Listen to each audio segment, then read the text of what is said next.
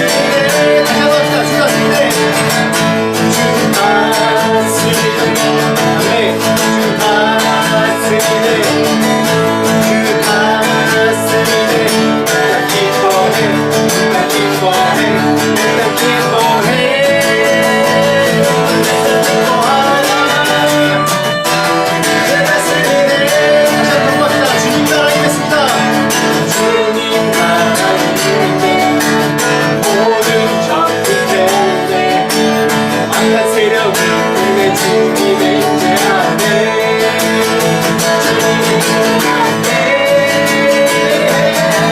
주 다스리네 주 다스리네 주 다스리네 난 기뻐해 난 기뻐해 난 기뻐해 온 백성 기뻐하라 주 다스리네 다시 한번 박수다 마지막으로 주 다스리네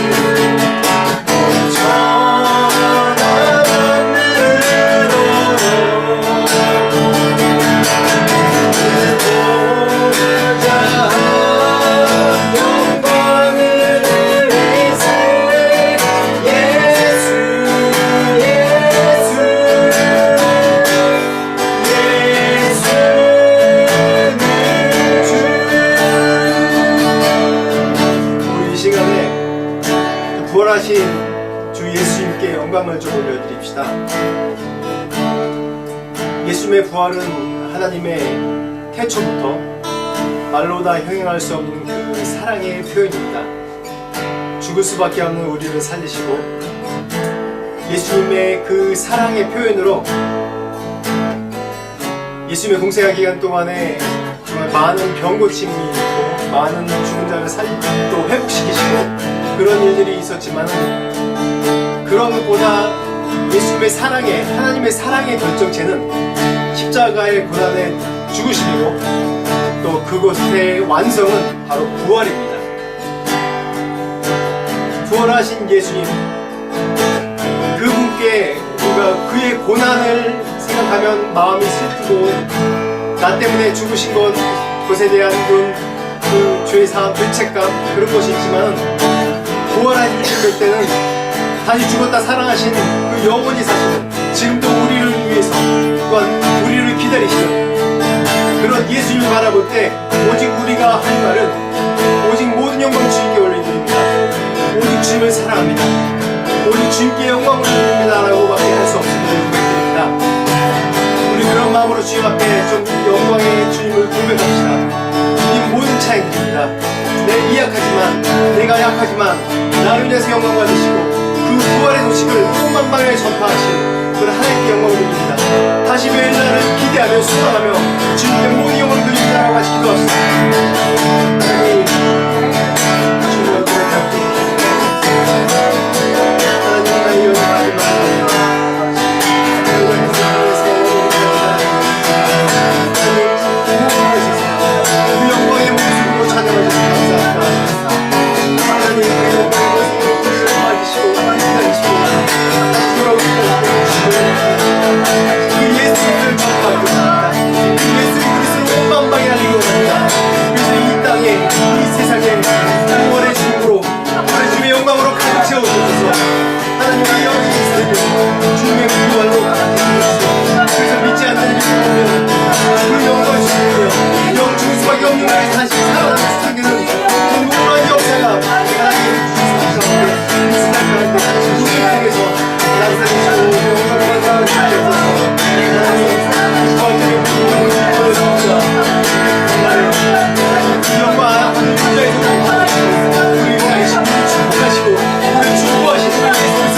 우리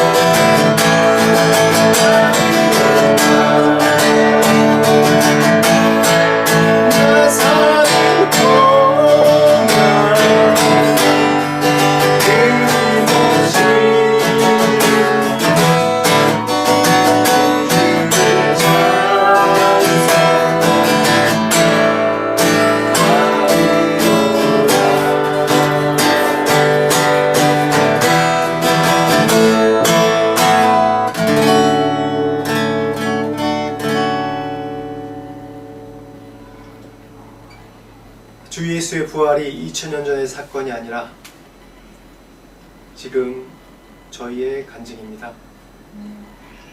제가 예수 그리스도의 부활로 말미암아 영 죽을 수밖에 없었던, 어둠 가운데 살 수밖에 없었던 우리를 구하시고 예수 그리스도를 믿는 자들에게 그 부활의 생명을 주신 그 기쁨으로 살 수 있도록 우리에게 역사하심이 바로 우리의 간증입니다. 주님, 이 간증과 이 찬양이 우리의 사는 날 동안 끊임없이 되고 장차 주님을 배울 날에 영원토록 주님을 찬양하며 경배하며 주님의 자녀로 살게 하여 주옵소서. 이 땅에 어려움이 있고 이 땅에 고난이 있을지라도 주님의 영광과 주님의 만날 날을 또 소망하며 주의 부활의 모습을 보길 소망하며 늘 주님께 영광 돌리며 감사하며 사는, 기쁨으로 사는 저희가 될 수 있도록 축복하여 주시옵소서. 이 시간 주님께 올립니다. 함께 하시고 성령 충만으로 역사하여 주옵소서. 예수님 이름으로 기도합니다. 말씀 나누겠습니다. 로마서 6장 15절에서 23절, 제목은 노예로 살 것인가 자녀로 살 것인가 라는 제목으로 말씀 나누겠습니다. 먼저 말씀 읽겠습니다. 로마서 6장 15절에서 23절까지 말씀입니다. 시작. 그런즉 어찌하리요, 우리가 법 아래 있지 아니하고 은혜 아래 있으니 죄를 지으리요, 그럴 수 없느니라. 너희 자신을 종으로 내어 누구에게 순종하든지 그 순종함을 받는 자의 종이 되는 줄을 너희가 알지 못하느냐. 혹은 죄의 종으로 사망에 이르고 혹은 순종의 종으로 의에 이르느니라. 하나님께 감사하리로다. 너희가 본래 죄의 종이더니 너희에게 전하여 준 바 교훈의 본을 마음으로 순종하여 죄로부터 해방되어 의에게 종이 되었느니라. 너희 유신이 연약함으로 내가 사람이 이르기로 말하니 전에 너희가 너희 지체를 부정과 불법에 내주어 불법에 이른 것 같이 이제는 너희 지체를 의에게 종으로 내주어 거룩함에 이르라. 너희가 죄의 종이 되었을 때에는 의에 대하여 자유로웠느니라. 너희가 그때에 무슨 열매를 얻었느냐. 이제는 너희가 그 일을 부끄러워하니 이는 마지막이 사망이니라. 그러나 이제는 너희가 죄로부터 해방되고 하나님께 종이 되어 거룩함에 이르는 열매를 맺었으니 그 마지막인 영생이라. 죄의 삭은 사망이요 하나님의 은사는 그리스도 예수 우리 주 안에 있는 영생입니다. 아멘. 노예로 살 것인가 또 자녀로 살 것인가, 이것에 대한 질문을 그냥 일반적으로 하면 답은 같죠. 자녀로 사는 게 더 훨씬 낫죠. 그렇죠? 제가 이 말씀 준비하면서 노예 제도의 역사에 대해서 한번 이제 찾아봤습니다. 노예 제도의 역사를 보니까 기록만에 의하면 최초 인간이 기록했던 기록할 당시 그때부터 이제 노예 제도가 계속 있었더라고요. 대부분 옛날 고대 시대에 살 때는, 고대 시대에는 노예 제도가 주로 전쟁 포로나 범법자나 지금이랑 똑같은데 채무 불이행자나 그런 사람들이 노예의 삶을 살았다고 합니다. 근데 우리가 노예 그러면 기본적으로 잘 알죠. 굉장히 인권유린, 인격이 없고 인권이 없고 그런 삶을 살았죠. 옛날 같으면 인권 같은 게 법으로 규정된 게 시민 외에는, 시민이라면 그냥 평민 그 이상의 사람들을 위한 법이었지, 보통 그 노예들에 대해서는 인권이 없고 오히려 동물보다 더 못한 취급을 받는 게 노예였습니다. 오늘 말씀 가운데 보면 여기 말씀 가운데 보면 종에 대해서라고, 죄의 종이 되겠느냐 의의 종이 되겠느냐라고 말씀이 계속 나옵니다. 여기 성경에서 말하는 종에 대한 개념은 그냥 우리가 목회자들이 주로 얘기하고 또 우리가 사역하는 분들이 얘기하죠. 우리가 하나님의 종이다. 또 우리가 하나님 종이다. 그런 종이란 그 부드럽게 쓰는 의미가 아니라 여기서 의의 종, 죄의 종이 되겠느냐 의의 종이 되겠느냐라는 종의 개념은 좀 이걸 좀 번역을 좀 바꿔야 될 것 같아요. 종에 대한 개념은 굉장히 순화된 개념이라고 우리가 어휘상 느끼거든요. 근데 노예예요. 노예. 정확하게 해서 슬레이브, 노예입니다. 노예. 자기 인권이 없고 자기의 생각이 없고 아무것도 주장할 수 없는 그런 노예를 얘기하는 게 바로 이 성경에서 얘기하는 겁니다. 근데 이 고대 사회, 불과 뭐 몇백 년 전까지만 해도 이런 노예의 제도가 계속 있었죠. 뭐 근대가 아니라 뭐 중세 이후로부터는 뭐 신대륙 발견하면서부터는 아프리카 이제 흑인들이 노예 지금 오랫동안 받아왔죠. 그리고 인권유린을 너무 많이 받아왔습니다. 또한 뭐 옛날에 이제 뭐 영화 같은 거나 보면 제가 어렸을 때 나왔던 뿔이라는 영화 보면 그때 그 영화가 이제 미국 이제 시리즈로 제작된 건데 그거 보면서 좀 충격을 많이 받았어요. 야, 이 아프리카에서 그 사람들도 그 땅에서 평범하게 살아갔던 사람이고 그런 사람들이 강제로 그냥 가족이고 뭐고 없이 다 찢어져 가지고 뭐 신대륙 그러니까 미국이나 아니면 다른 유럽 쪽에 노예로 팔려가면서 거기서 자기네 동네에서는 그래도 잘 살았는데 거기서는 정말 자기가 살아보지 못한 그런 경험, 그런 인격 유린을 당하는 그러면서 그거 보면서 참 어렸을 때 너무 충격을 받았어요. 야, 이렇게 노예라는 게 이러한 삶을 사는구나, 이러한 아프리카 흑인 노예들이 이런 취급을 받았구나 라는 것을 그때 참 충격을 받았어요. 이런 인격이 없구나. 근데 이 역사적으로 이런 노예란 제도가 이 커뮤니케이션, 그러니까 소통, 지금과 같은 이런 소통이나 그런 게 발달하지 않았을 때는 그냥 지역마다 노예제도 있었지만 약간씩 좀 다른 형태의 제도가 있었습니다. 물론 이제 인격 유린이 항상 있었죠.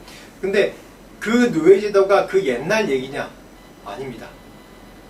근대 사회에 들면서 또 다른 형태의 노예, 그 당시에는 한 가정 아니면 이 조그만 소규모 단위의 그런 노예들이 있었는데 제가 좀 비약하는 거일 수 있는데 지금 뭐 매스컴에서도 항상 얘기를 합니다. 지금은 다른 것의 노예가 우리가 돼 있어요.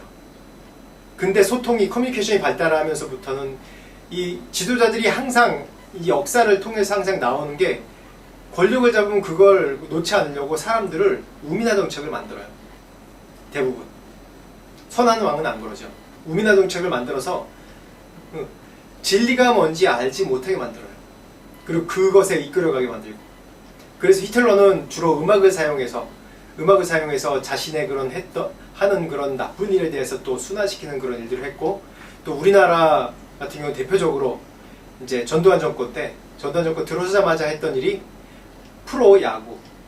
그 스포츠를 프로로 만드는 그런 일을 해서 사람들이 그때 이후로부터 계속 운동에, 스포츠에 집중하게 만들어요. 정치보다 스포츠에 집중하게 만들어요. 저도 어렸을 때 여기 오비베어스 그거 이제 티셔츠 받으려고 그쪽 앞에 가서 쫙 줄 서가지고 그때 당시에 뭐 애들이 쫙 줄 서요.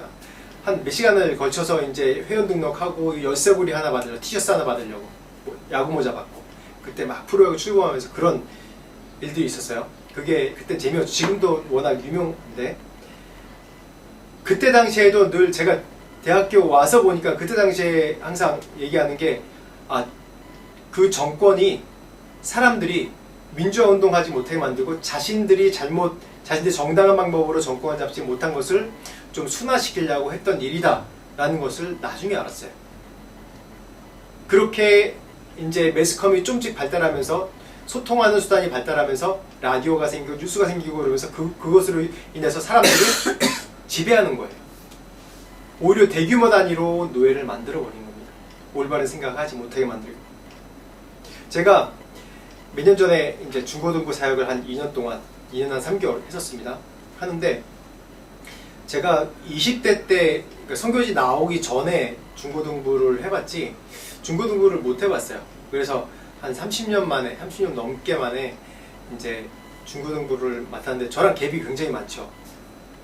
뭐 저희 애들이 다 졸업하는 그런 나이니까 중고등부 아이들에서 이 다음 세대를 제가 완전 저랑 이 소통이 없는 다음 세대를 가르치니까 너무 어려웠어요. 처음에 설교하러 딱 들어갔는데 애들이 설교 시간에 대부분 이제 이걸 보고 있는 애들이 있는 거예요.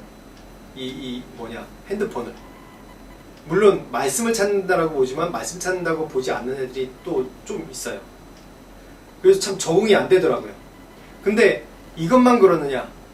한국 가봐도 이제 선교사들이 주로 한국 가서 적응 못하는 것 중에 하나가 너무 매년마다 1년에 한 번 빠르면 1년에 한 번, 6개월에 한 번 가는데 갈 때마다 이게 계속 바뀌어 있는 거예요. 젊은 사람들 아는데 저희는 모르는 거. 한 번은 좀 이제 된 얘기인데 버스 타러 갔는데 저희는 버스 타러 이제 가가지고 기다려야지 되는 거. 버스 시간이 일정치 않으니까 기다려야 되는 거라 생각하고 늘 기다리고 있었는데 기다리지 않아도 된다는 거예요. 이 핸드폰에 몇 시에 도착하는지 다 나온다는 거예요. 그래서 그거 시간에 맞춰서 나가는 거예요. 기다릴 필요 없이. 그래서 이제 항상 차 타거나 대중교통 이용할 때 보면 항상 이걸 보고 있죠, 이걸. 그래서 사람들이, 권력 가진 사람들이나 또 사회 분위기를 조장하는 그런 사람들이 문화를 갖고 사람들을 조종하고 노예로 만들어버리는 그런 경향이 점점 더 많습니다. 그러다 보니까 사람들이 점점 영혼이 메말라갖고 외로워져요. 사람들과 소통이 없어져요. 그럴 때 파고드는 게 뭐냐면 종교입니다. 이단들입니다. 특히 코로나 시대 이후로 이단 세력들이 너무 발전했는데 이단들은 참 제가 좀 긍정적인 얘기해서 그런데 따뜻해요. 참. 사람한테 접근을 너무 잘해요. 사람을 이제 보듬어 주려고 하고 그렇게 하면서 점점 자기네 이단으로 만들어버린 거예요. 요즘은 JMS나 뭐 그런 것도 처음에 항상 이단들 동일한 방법입니다. 접근할 때 굉장히 인간적인 유대 관계로 확 묶어버리는 거예요. 그리고 못 빠져나가게. 지금 시대는 더 심한 것 같아요. 아무리 지식인이고 좋은 대학교 다녀도 그런 거에 빠져나올 수가 없어요. 왜냐? 우리가 점점 부족해지는 게 소통이 부족해지니까. 그러다 보니까 이 유튜브에서 얘기하는 또 세상 사람들이 얘기하는 아니면 지도자들이 얘기하는 그것이 전부인 줄 알고 거기에 노예로 되어 버리는 겁니다. 16절 한번 다시 말씀 봅시다. 16절 시작. 너희 자신을 종으로 내어주어 누구에게 순종하든지 그 순종함을 받는 자의 종이 되는 줄을 너희가 알지 못하느냐. 혹은 죄의 종으로 사망에 이르고 혹은 순종의 종으로 의에 이르느냐. 제가 이 노예의 삶, 지금 현대 사회에 어떠한 노예로 살고 있냐 그걸 장황하게 쭉 말씀드렸는데 왜 그렇게 말씀드렸냐면 오늘 이 말씀을 시작하려고 말씀드린 겁니다. 너희 자신을 종으로 내어주어 누구에게든지 순종하든지 그 순종한 받는 자의 종이 되는 줄 너희가 알지 못하냐. 즉 이 세상은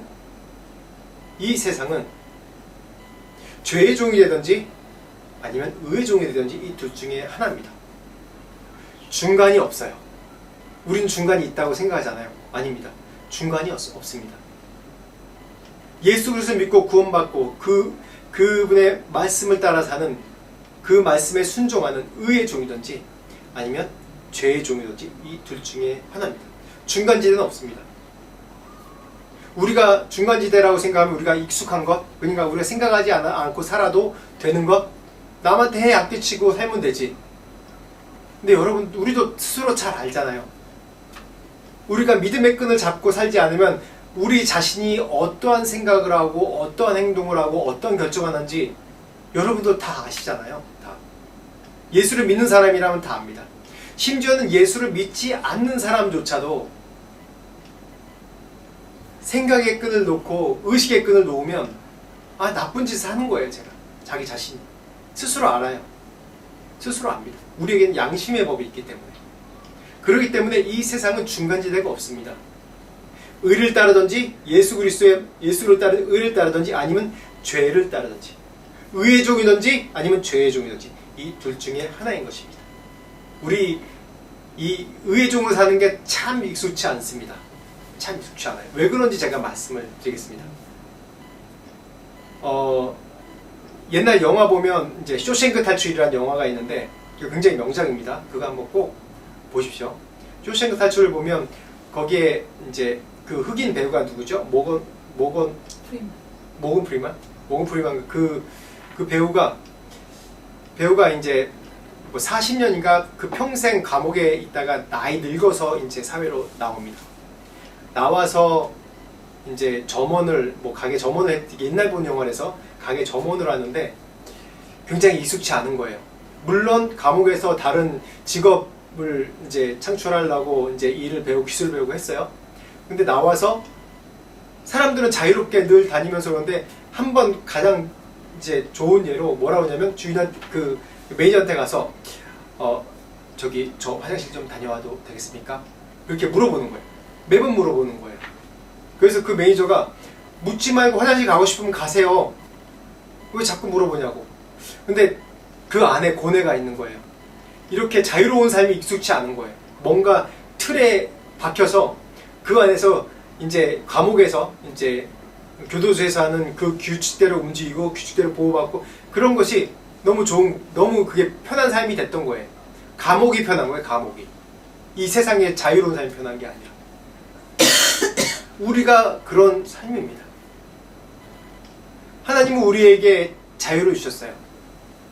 예수 그리스도 통해서 그 전에 죄에 속박받아 있던 것, 그것이 전부라고 생각했던 것, 그것이 내 인생의 즐거움이라고 생각했던 것, 내가 죽어가는지 모르고 분명히 내가 즐겁다고 생각하는 것, 내가 좋다고 생각하는 것 중에서 많은 부분이 내 기쁨과 내 즐거움, 내 유익, 어떤 것은 죄성이 들어간 것들이 많이 있습니다.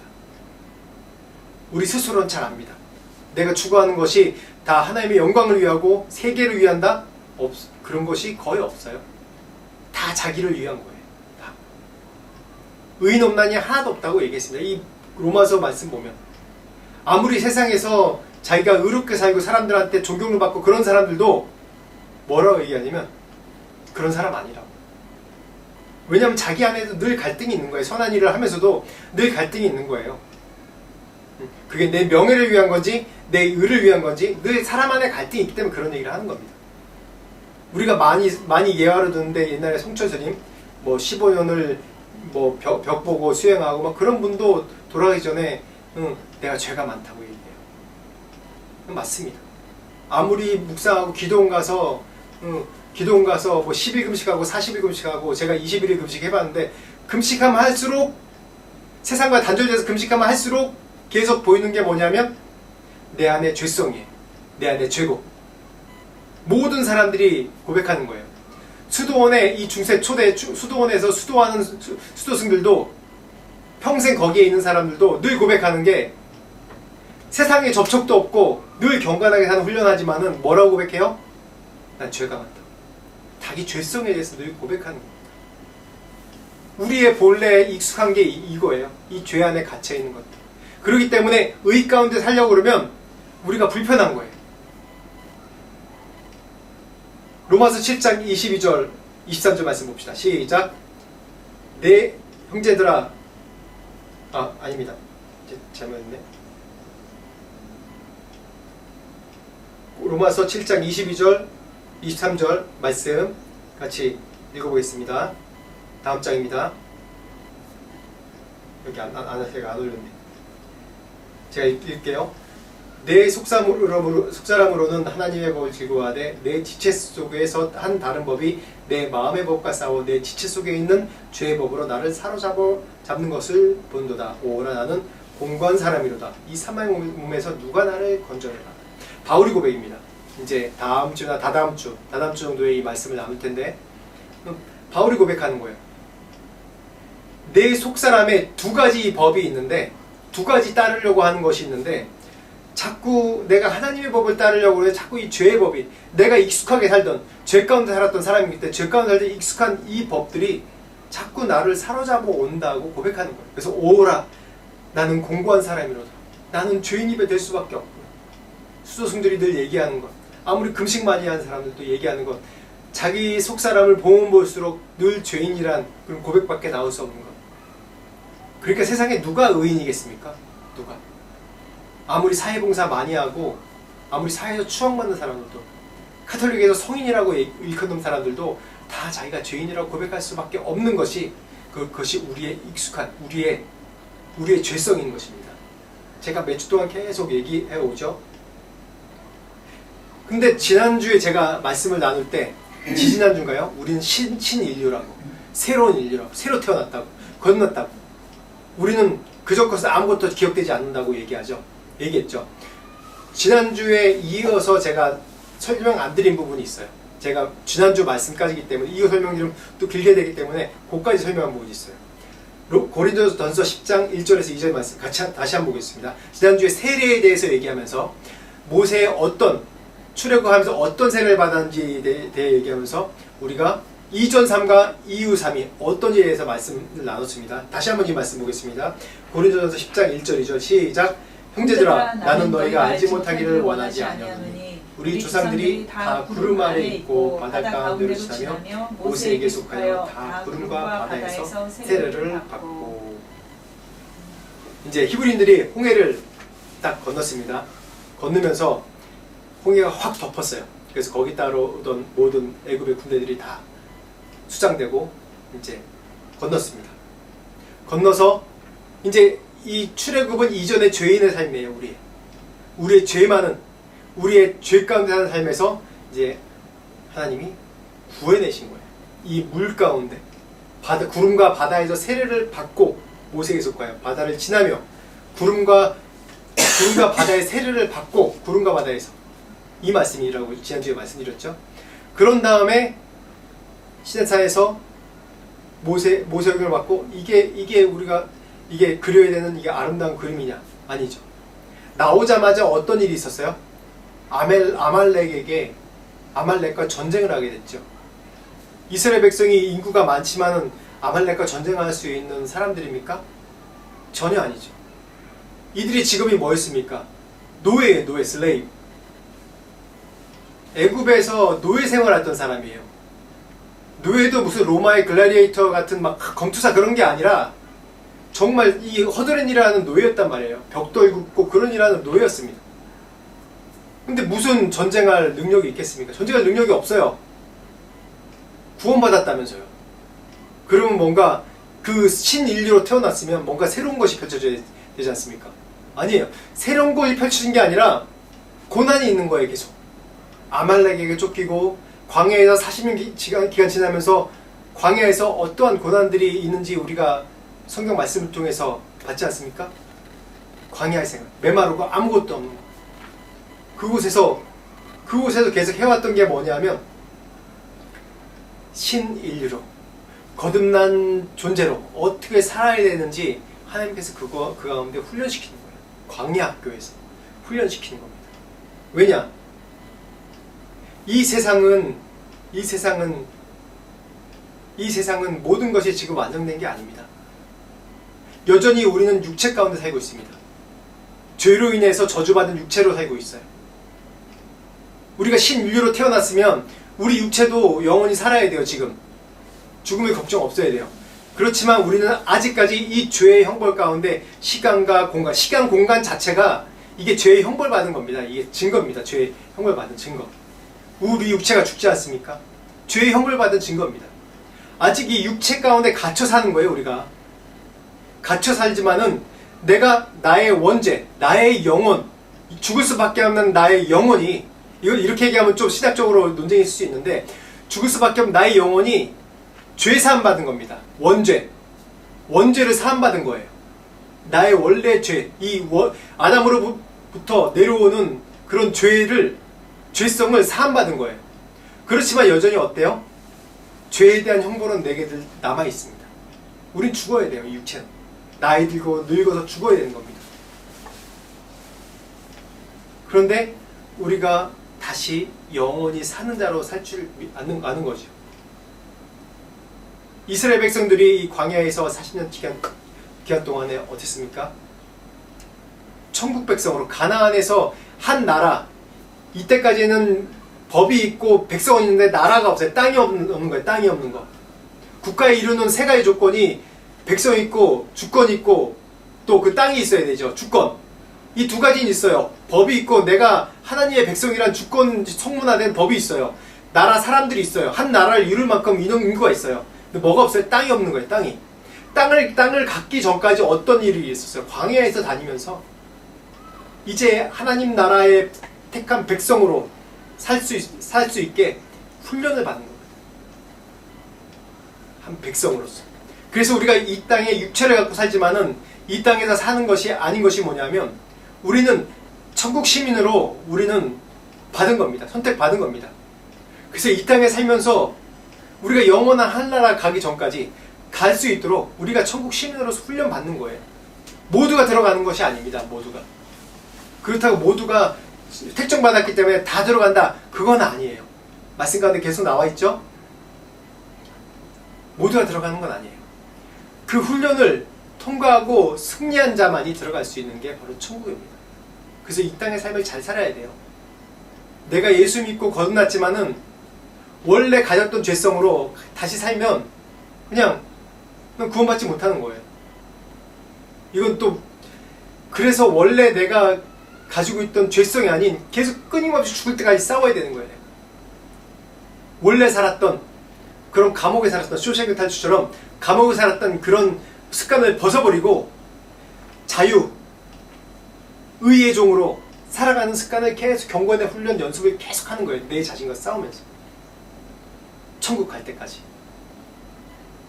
17절에서 20절 말씀 한번 보겠습니다. 시작.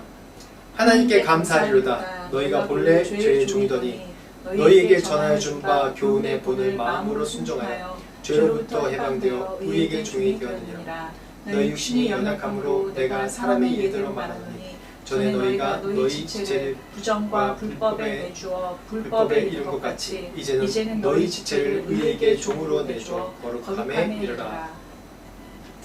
너희가 죄의 종이 되었을 때는 의에 대하여 자유로웠느니라.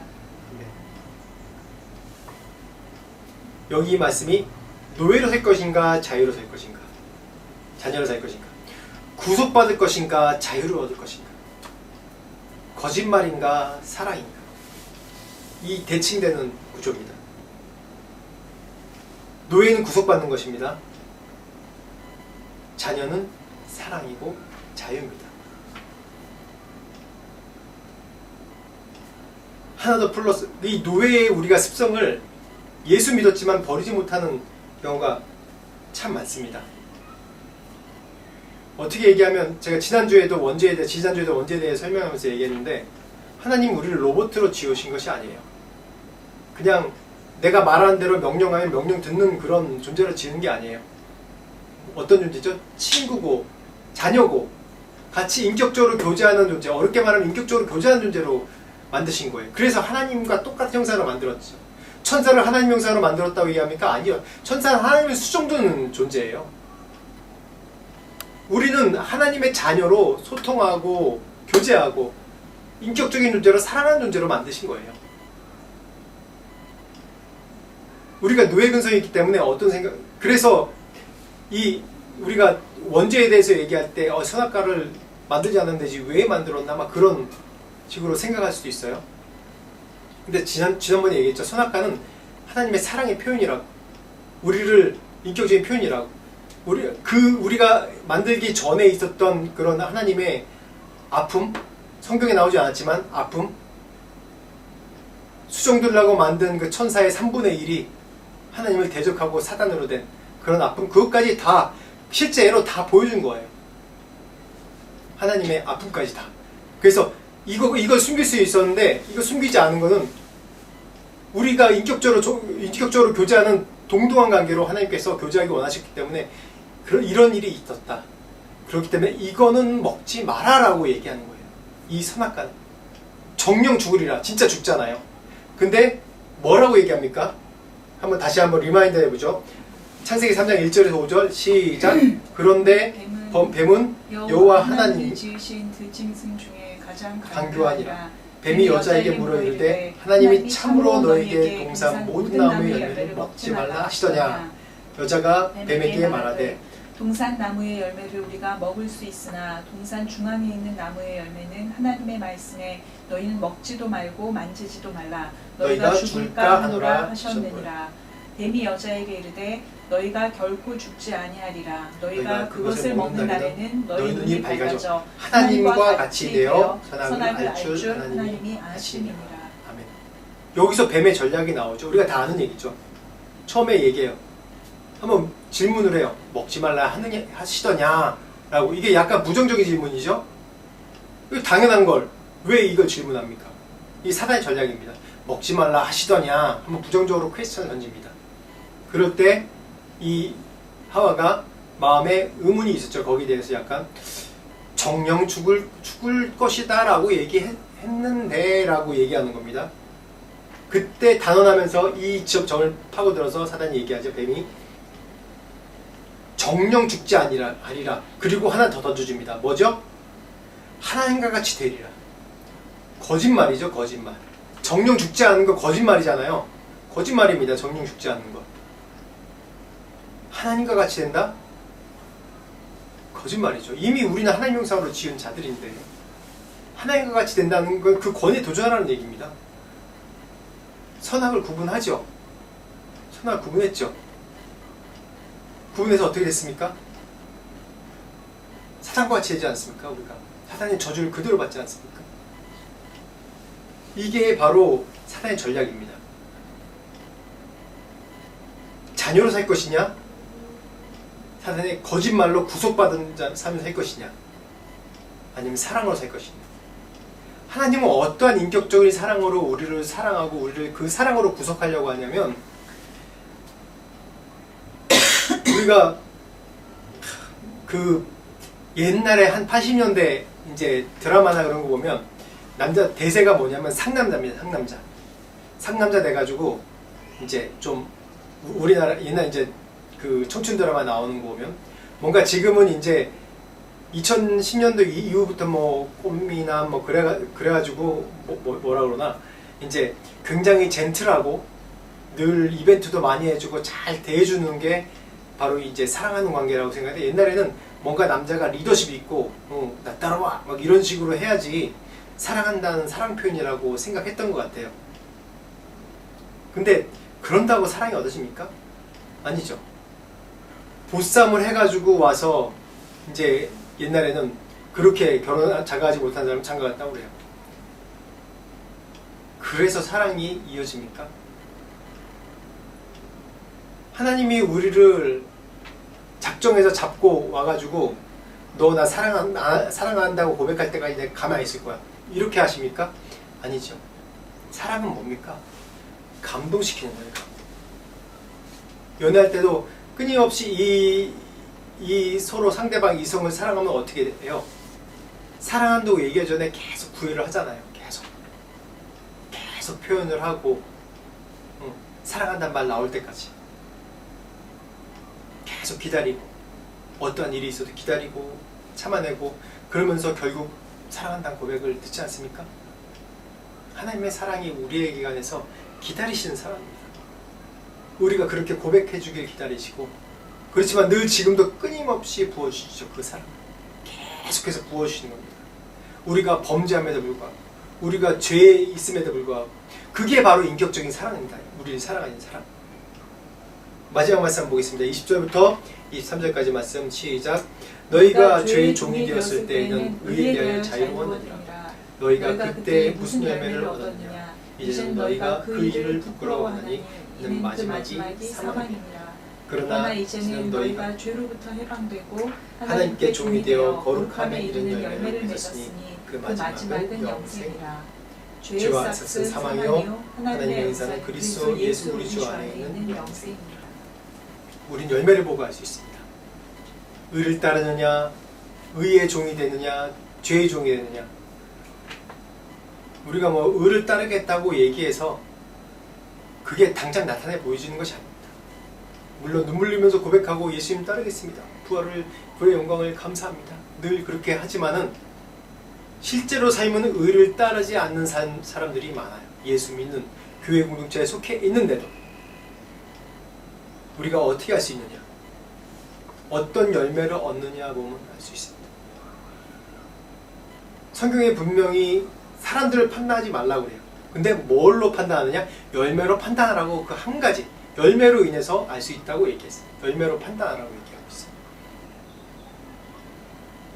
우리의 열매가 무슨 열매가 맺혀지길 원합니까? 여러분 열매가 무슨 열매로 맺혔습니까?